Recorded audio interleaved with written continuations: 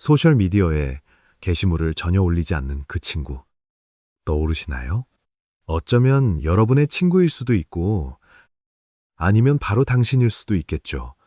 남들은 휴가를 기록하느라 바쁠 때 그들은 그저 온전히 그 휴가를 즐기고 있습니다. 당신은 그들이 무언가를 놓치고 있다고 생각할지 모르지만 어쩌면 그들은 우리가 모르는 무언가를 이미 깨달은 것일지도 모릅니다. 온라인에서 자신의 삶을 증명하려 애쓰지 않을수록 그 삶은 오히려 더 진짜처럼 느껴지니까요. 질문 하나 해보겠습니다. 여러분이 마지막으로 소셜미디어에 글을 올린 게 언제인가요? 그럼 올리려고 생각했다가 그만둔 적은 언제인가요? 바로 그 공백, 그 망설임이 모든 것을 말해줍니다. 카메라 앱을 여는 순간과 공유 버튼을 누르는 그 사이, 우리 뇌에서는 순식간에 계산이 일어납니다. 사람들이 이걸 좋아할까? 내가 충분히 괜찮아 보일까? 몇 년간 대화 한 번 안 해본 247명의 팔로워들에게 인정받을 만큼 내 삶이 흥미로운가? 사회학자 어빙 고프먼은 우리가 타인의 시선을 의식해 상황에 맞는 다양한 가면을 쓴다고 말했습니다. 하지만 중요한 건 이겁니다. 소셜미디어가 이 가면을 발명한 게 아닙니다. 단지 그 가면을 수십억 명의 관중이 지켜보는 무대 위에 영원히 박제해버렸을 뿐이죠. 캡션 하나를 잘못 달면 단순히 어색한 것으로 끝나지 않습니다. 그것은 영구적으로 남습니다. 누구나 언제든 다시 찾아보고 판단할 수 있죠. 그래서 게시물을 올리지 않는 사람들은 이 공연 자체를 완전히 건너뛰는 겁니다. 연구에 따르면 소셜미디어 사용자의 약 30에서 40%는 연구자들이 말하는 이른바 눈팅족입니다. 스크롤만 하고 공유는 하지 않는 사람들이죠. 이 단어가 좀 으스스하게 들릴 수도 있습니다. 마치 어둠 속에 숨어서 지켜보는 것처럼요. 하지만 심리학 저널 프론티어스인 사이콜로지에 실린 연구는 아주 흥미로운 사실을 발견했습니다. 게시물을 올려야 한다는 압박감과 평가받는 것에 대한 두려움이 합쳐지면 무언가가 무너져 내립니다. 이 연구는 타인과의 비교, 사생활 노출에 대한 걱정, 그리고 외부의 압박이 뒤섞여 극심한 피로와 불안을 만들어낸다고 밝혔습니다. 그리고 이런 감정들은 사람들로 하여금 게시물을 올리는 대신 그저 지켜보게 만듭니다. 쉽게 말해, 여러분의 뇌가 여러분을 보호하려고 하는 겁니다. 한번 생각해 보세요. 자신을 남과 비교하는 건 단순히 도움이 안 되는 수준이 아니라 독입니다. 모두가 자신의 최고의 순간만을 보여줄 때 당신은 평범하고 지루한 화요일 오후의 현실에 갇혀 있다고 느끼죠. 자기 결정성 이론이라는 심리학 개념이 있습니다. 인간은 외부의 압박 없이 스스로 선택을 통제하고 있다고 느낄 때 가장 잘 지낸다는 이론입니다. 소셜미디어는 이와 정반대입니다. 이곳은 여러분의 자존감이 좋아요와 반응의 숫자로 측정되는 검증 기계입니다. 게시물을 올리지 않는 사람들은 반사회적인 게 아닙니다. 그들은 자신의 통제권을 지키고 있는 겁니다. 그들은 이렇게 말하는 셈이죠. 내 자신감은 인터넷 속 낯선 사람들에게서 올 필요가 없어. 연구에 따르면 자신에게 더 확신이 있고 타인의 승인이 필요 없는 사람들은 자신의 삶을 포스팅할 필요성을 느끼지 못하는 경우가 많습니다. 그들의 자존감은 좋아요나 댓글에 묶여있지 않으니까요. 그들이 스크롤을 하는 건 단지 소식을 보거나 연결되어 있기 위함이지 경계를 지키며 조용히 머무는 것을 선호하기 때문입니다. 게시물을 거의 올리지 않는 지인을 떠올려 보세요. 실제로 그들을 만났을 때 그들이 비참하거나 외로워 보이던가요? 아닙니다. 그들은 대개 아주 잘 지내고 있습니다. 때로는 아주 훌륭하게 지내죠. 왜냐하면 그들은 삶을 촬영하는 대신 삶을 살고 있으니까요. 우리가 미처 보지 못하는 함정이 있습니다.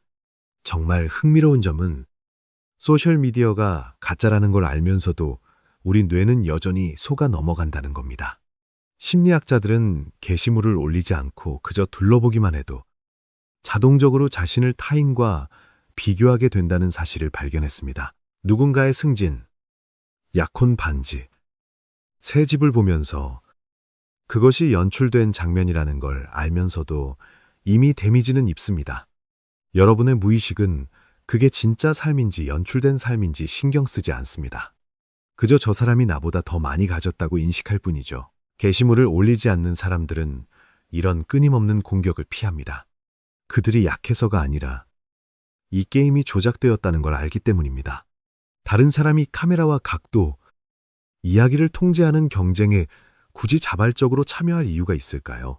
그리고 유튜브는 종교처럼 챙겨보지만 인스타그램이나 틱톡은 거들떠보지도 않는 부류의 사람들이 있습니다. 그들은 3시간짜리 영상 에세이는 몰아서 보면서도 사진 모음은 그냥 지나쳐버립니다. 왜일까요? 유튜브는 그들에게 공연을 요구하지 않기 때문입니다. 사회적 압박 없는 순수한 소비죠. 아무도 당신이 영상을 좋아했는지 추적하지 않고 왜 3개월 동안 영상을 안 올렸냐고 묻지도 않습니다. 그저 배우고, 웃고, 존재하면 됩니다. 콘텐츠와의 가장 수동적인 관계죠. 재미는 있되, 불안은 없는, 그들은 일종의 허점을 찾아낸 겁니다. 여기에는 또 다른 층위가 있습니다. 소셜미디어를 피하는 사람들은 친구 수는 적지만 더 깊은 관계를 맺는 경향이 있습니다. 그들은 게시물의 좋아요를 누르는 1000명의 사람들보다 내 인생에 진짜 무슨 일이 일어나는지 아는 5명의 친구를 원합니다. 실제로 연구 결과도 이를 뒷받침합니다. 우정의 양보다 질이 행복을 훨씬 더 잘 예측한다는 것이죠. 10번의 진짜 대화가 1000개의 반응보다 낫습니다. 하지만 여기서부터가 진짜 흥미롭습니다. 포스팅을 안 한다고 해서 관심이 없는 건 아닙니다. 이들은 종종 매우 관찰력이 뛰어납니다. 남들이 놓치는 것들을 알아차리죠. 누군가의 업로드, 빈도, 변화, 캡션에서 느껴지는 묘한 어조, 완벽하게 꾸며졌지만 어딘가 살짝 어긋난 이야기들, 그들은 관심을 끈 게 아닙니다. 조용히, 아주 면밀하게 주의를 기울이고 있는 겁니다. 그들은 연기하기보다 이해하기를, 방송하기보다 생각하기를, 소음보다는 깊이를 선호합니다. 심리학자들은 자의식을 2가지로 이야기합니다. 공적 자의식은 남들이 나를 어떻게 볼까 걱정하는 것이고, 사적 자의식은 자신의 생각과 가치관을 들여다보는 것입니다. 포스팅을 하지 않는 사람들은 2번째에 가깝습니다. 이게 남들 보기에 어떨까? 라고 묻는 대신 이게 나에게 어떤 느낌일까? 라고 묻습니다. 이것은 지나친 생각이 아닙니다. 이건 감성지능입니다. 대중적인 이미지를 관리하느라 에너지를 쓰지 않을 때 진정한 자기 성찰을 위한 정신적 공간이 생깁니다. 어려운 질문을 던지고 외부의 승인이 필요 없는 정체성을 만들 수 있게 되죠. 그리고 그것은 관객 없이도 존재하는 자아라는 강력한 힘을 만들어냅니다. 사람들이 놓치는 게 있습니다.